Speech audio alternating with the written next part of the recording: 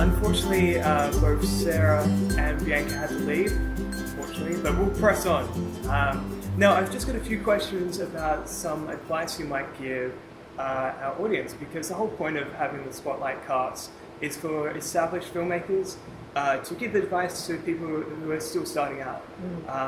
So what advice would you give to those people who are starting to make their own web series? Would it be don't? Would it be try something different? Or what would you say to them? No, I would say definitely do it. I would say that the web series are kind of, in a way, the new short films. It's an opportunity for people to tell the stories they want to tell, to find an audience if they can.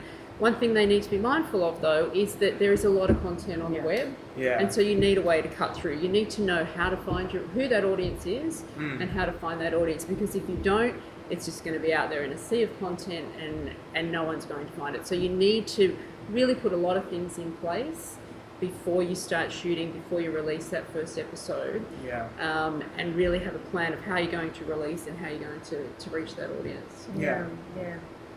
And we're in a really blessed position in Australia. We've got so much government support in terms of funding through the agencies, and love them or hate them, they're there and they're there to be used, and they've got some really great initiatives, especially for emerging makers.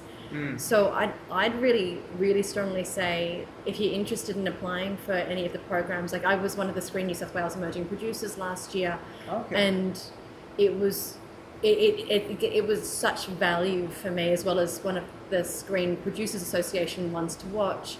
But have a look at what their programs are, how you can qualify for them, and start building yourself strategically to potentially be in a really good position to be picked up for either of them, because they just end up being such great launching pads for careers. That's great.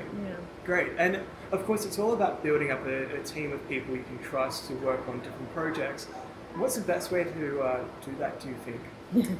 The best way to do that is to keep making content, because you don't know what someone's like to work with until you work with them. And you don't want to get stuck on a feature film with someone who you think, I really can't work with this person, because it's complicated and it's not good for anyone. So I think what a web series can do, and because we've made 5 seasons, we were able to find people that we wanted to work with, and we were lucky to have such a great cast, and our core cast for sure, but also we had other actors come on board. As the seasons went on, our cast got bigger.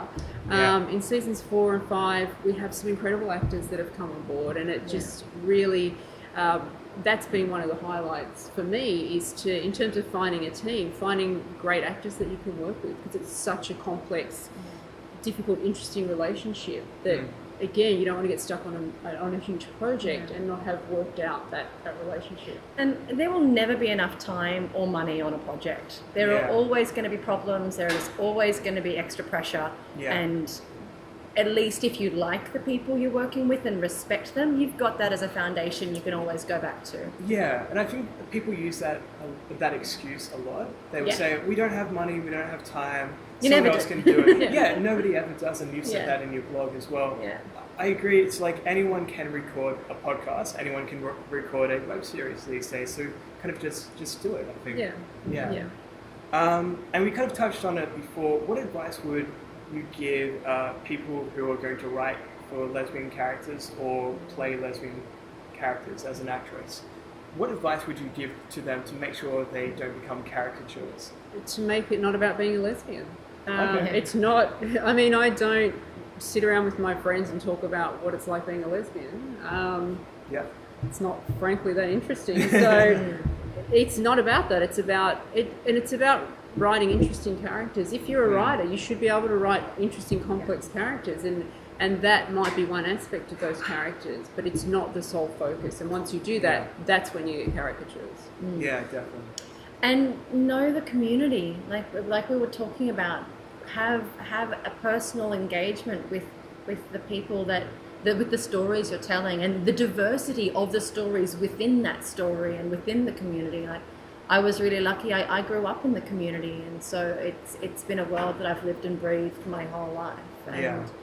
And as a result of that, I I saw so much diversity that there is no stereotypical lesbian to play from my perspective, and especially nowadays as